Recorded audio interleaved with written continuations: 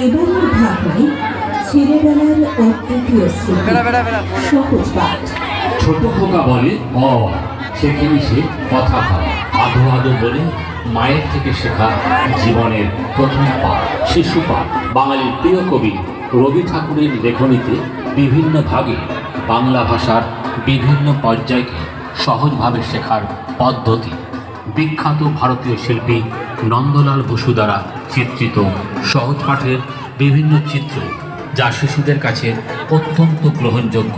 সেই সহজ পাঠ এবারে আপনাদের জন্য। জ্ঞান ও শক্তির মহামিলনে এবারের শারদোৎসব হয়ে উঠুক আনন্দময়। সহজ পাঠের আলোয় আপনারা ধীরে ধীরে পূজা প্রাঙ্গণে প্রবেশ করুন এবং আমাদের এবারের অসাধারণ মণ্ডপ সজ্জা, সহজ পাঠ ও অপরূপ মাত্র প্রতিমা দর্শন করুন এবং অন্যান্য দর্শনার্থীদেরও দর্শনের সুযোগ করে দিয়ে মায়ের আশীর্বাদ নিন।